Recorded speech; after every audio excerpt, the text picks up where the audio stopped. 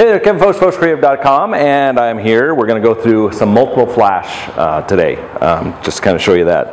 I have an SB900 here, an SB700 I put up on a light stand, and then I have a SU800 here. This is for controlling the flashes wirelessly. Next week we're going to go through how to do it with radio poppers, because this is line of sight. And if you're shooting at a wedding, a lot of times it's not going to work because you're going to get the bride and groom between you and the other light, and it just won't work. But this is my basic setup when I'm shooting a wedding, when I'm shooting like the first dance or the father-daughter dance, all this kind of stuff. I'll stick a light, like I normally won't put it on a stand. I'll put it like somewhere on top of a speaker or something like that. So I have a secondary light behind them because I like the backlight.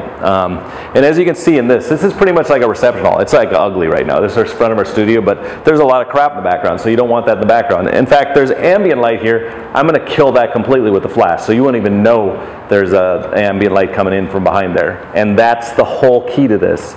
Okay, so the first thing I'm going to show you, I'm just going to set up on TTL. Okay, let me turn this on. It's on full TTL, so we're going to take a shot like that. I'm shooting with a 20 so that you can kind of get an idea of the whole area, what it's going to look like. So let me go ahead and take a shot like that.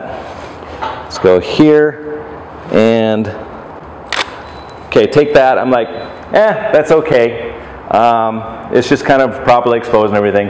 But what I want to get is a spotlight effect on the bride and groom to get rid of the background, so the background goes black. So what I'm going to do, I'm going to zoom the flash in. On this one here, on the SB900, you can go to 200 millimeter.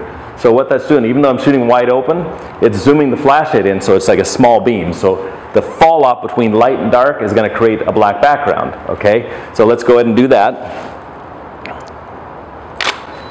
Okay, I'm looking at that and I'm like, okay, that's fine. It's TTL. I'm not getting a lot of backlight out of it though, so I'm going to actually switch to manual now. And on the SU800, and you can do this, you can use the SB900 or SB800 on as the commander mode too, and you can do it with a TTL cord. I just like to have this because I can move around and stuff. So, so I'm going to go ahead and go to where it's just plain A and B here in my mode. So they're completely manual. Okay, so right now I've got it 1-to-1. So the same amount of light is coming out of the front light as the back light. And let's go ahead and take a shot like that. Okay. Whoa, that's like way overexposed in the front. I can feel it. Yeah, I mean you can tell. So, so anyway, so that's like way hot there. So I'm going to back the main light. I'm on. Okay, what I did here is I split these up between A and B. A being the front, B is the background, because that way I can change my power settings on either one. Canon, it's a little more difficult because you've got ratios. They do theirs with ratios. Nikon, I'm just going to go through the Nikon one here. So I'm going to take this down now. I'm going to take A down to like a quarter power. I'm just guessing here, but I'm thinking like about a quarter power should be about right just by looking at the exposure. So let me go ahead and do that now. Okay, now we're starting to get something here. This is looking really cool.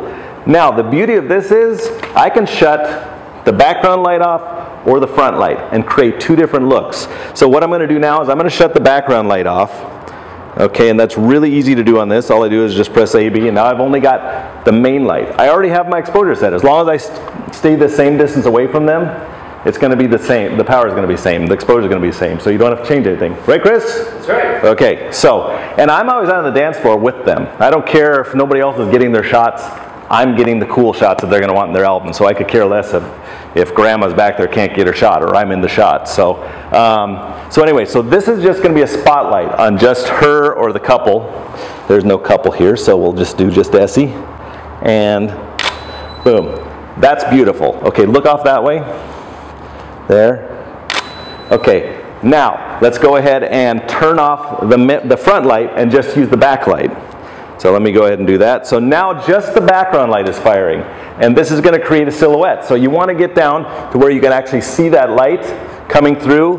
So I'm going to get down here low like this and fire. Okay, look off that way, Essie. And you're just getting a rim light around her. That's cool. Okay, so if you had a couple, if you got the light kind of coming between them, you're going to get a rim light around the back. So you're creating a silhouette. So that is basically how I do this.